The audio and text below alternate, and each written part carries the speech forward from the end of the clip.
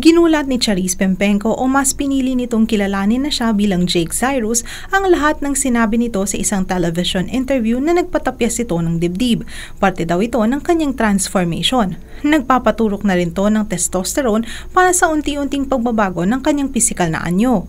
Unang inamin ng sikat na singer na siya ay may taglay na kaluluwa ng isang lalaki noong 2014 sa pamamagitan ng isang interview kasama ang batikang TV host na si Oprah Winfrey. Inamin nito na naisip rin niyang magpakamatay dahil sa bigat ng kanyang dinadala.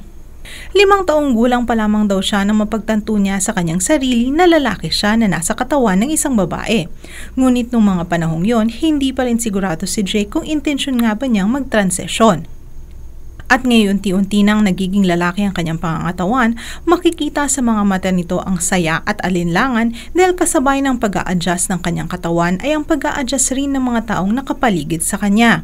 Si Jake ay isa lamang sa mga dumadaming miyembro ng LGBT community na hindi na nahihiyang aminin ang kanilang pagtransisyon. Kung noong una ay gumawa ng malaking alingas-ngas ang pag-out ni Ellen DeGeneres kung saan inamin nito na maraming bumitiw sa kanya, lalo na sa kanyang career noong sinabi niyang siya ay isang lesbiana, ngayon na may out and proud na ang ating mga ate, kuya sa federasyon.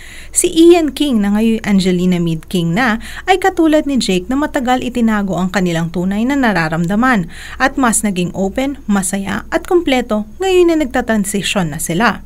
Ang sikat na reality star at Olympic medalist na si Bruce Jenner na ngayon ay si Caitlyn Jenner na. Sinabi nito sa isang interview na pinakatatakutan niya ay kung ano ang magiging reaksyon sa kanya ng mga anak. At sabi nga niya, kahit siya ay si Caitlyn Jenner na ngayon, mananatili pa rin siyang ama para sa kanyang mga anak. Ang nag-iisang anak ni Cher at Sonny Bono na si Chaz Salvatore Bono ay ipinanganak na Chastity. Isa siya sa mga naunang sumailalim sa female-to-male transition. Ika nga nila, magbago man daw ang kanilang anyo, ang puso at pagkatao nila ay mananatiling isa pa rin. Para sa Alam Ba News, RH49 Rita Salonga, naglilingkod sa Pagbabalita.